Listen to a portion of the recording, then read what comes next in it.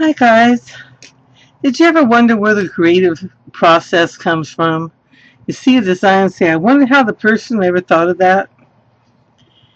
Here's a little insight on how I could get from this to this. I mean, they don't look anything alike, right?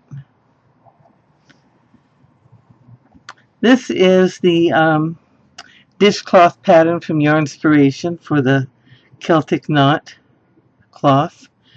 Showed up in my email from Mikey at Crochet Crowd, and I tried it out and I said, golly, first of all, it's too ungainly to use as a washcloth. And it's off balance somehow, and it's ripply. So I had to work with it. And I came up with these. I wanted to make it more connected because I thought it had potential to be a great bed tile for a bedspread. So I made these. So it really isn't that big of a step from this to these. All I did was add a little stability and fill in here and connect it here.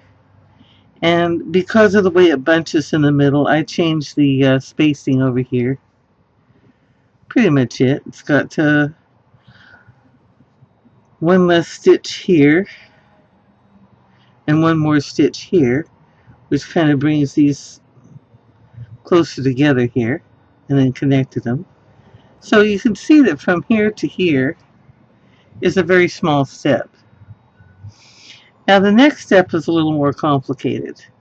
I was thinking, what if I just had two strips that went around like this and had them intertwined in the middle? Well, unless I make them very thick, it just doesn't turn out right. I tried it a couple ways, and it occurs to me now I could make them even this thin and have a little square piece in the middle, and it might work. But I said, well, what other way can I entwine them? So I said, what if I took two of them and I entwined them this way? That's not bad. Of course, it needs something in the middle. I mean, besides an outside, I gotta do something about the middle. But you know, that's doable. What if I could do that? So, now comes this one. We're getting a little closer. Now comes this one, and it's like, okay, I've got a center, and I've got my things that go around. These loops are 20 stitches each. And you know, it's okay. It's all right, but these are kind of a little too, I don't know, a little too loose, they look thin this way. So I said, what do I do now? So I took and I brought them in to 13 stitches instead of 20 for the chain. And for the chains, I made sure that I went into the top two stitches of each chain, which left this little scallop down here.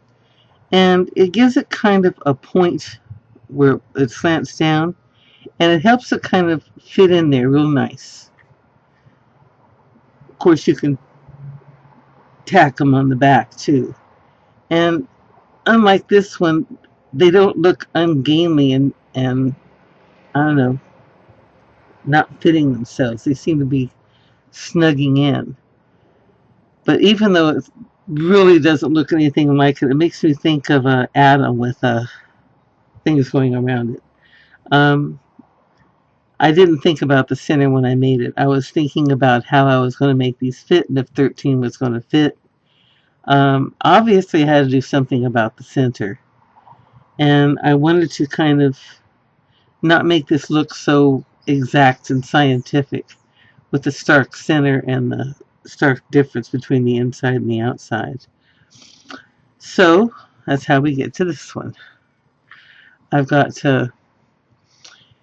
worked only in the loop behind the stitches, not the back loop, the loop behind the stitches, and that gave me the raised front. I used only the back humps in the chain, and that gave me a complete chain line here. I worked in the back loops on the corner, and that makes this stick out. Using a soft variegated and then a softer yarn on the outside makes a difference. Now I can go ahead and make a full big tile like this and make bed tiles or something out of that. I think it'd be pretty. But when I got to this point, I thought, you know, if all I did was put like a slip stitch around this so it was nice and thin and connect this, that would also be a very pretty bedspread, especially if you use a variegated like this and a color that fits it. So now my thought process is thinking, if I made these in a lighter stitch, say ladder stitch or something, made it a little more open, and then did something like this, it wouldn't be a bad shawl maybe. So anyway, that is how I got from that to that. It didn't just come out of the air, it kind of grew. I like that. I think I like it better with the thin border and just have, I don't know, it looks almost like a flower with the variegated. This, I don't know. I don't think I would make this into a bed pattern. It's a little, now that I've seen this one, it's just a little too much, too stark. I think I'd rather have lighter colors that go together. So, thanks to Mikey and Yarn Inspirations and that dishcloth, I think I'm going to have a very pretty bedspread. Okay. Anyway, have fun with your crocheting. Let one idea flow into another. And enjoy yourself. Bye.